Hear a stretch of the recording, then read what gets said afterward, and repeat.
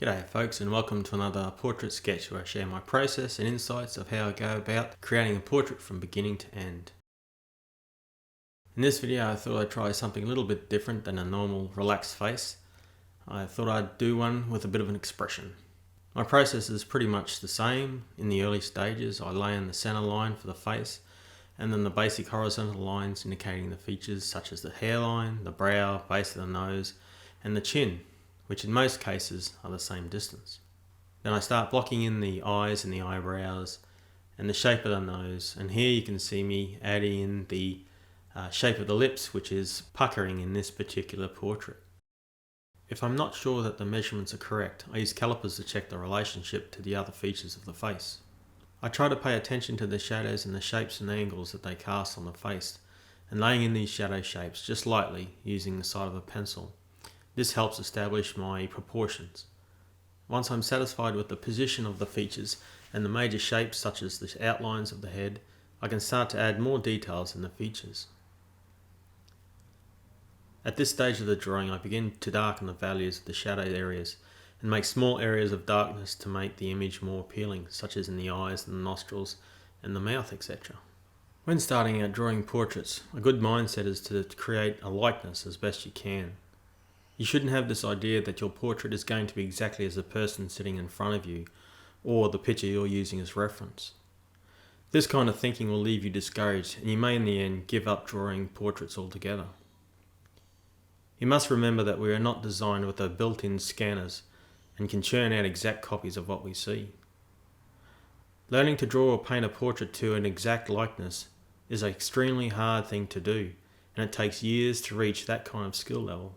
And I'm still a long way off myself.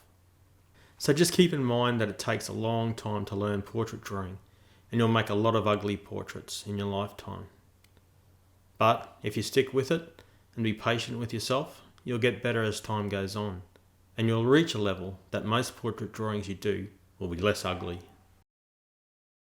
Whenever I finish a portrait, I like to compare it to my reference and see what areas that I didn't get completely right.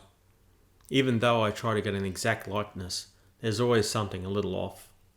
Sometimes it could be the head is too wide or too long, or the features are a little out of place.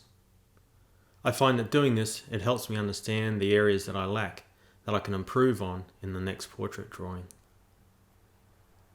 It is a constant learning curve to be able to train your mind to see things and transfer that onto a paper or canvas. We learn by our failures, and that's why we have to be patient with ourselves to be able to develop and improve our skills. Yes, some seem to be able to learn faster than others, but that shouldn't be an excuse to be discouraged. We are all human, and we just have to learn at our own pace.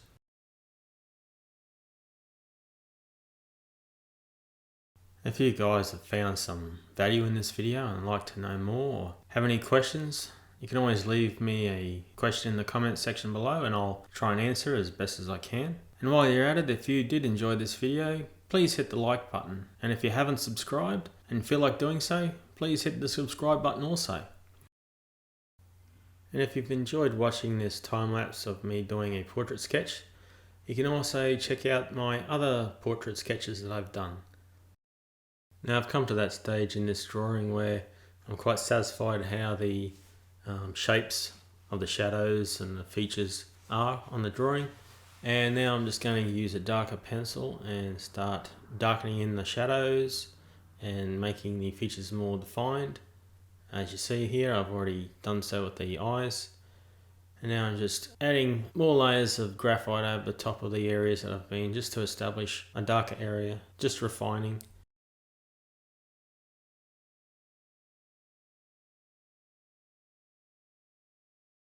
Here I've just gone over lightly with the side of the pencil just to fill in that white area, and if I want to go back later I can lift out spots of graphite to create highlights. Going around the hair, checking my reference for the shape of the hair and the dark and light areas. I think in total this drawing took me about an hour and 3/4.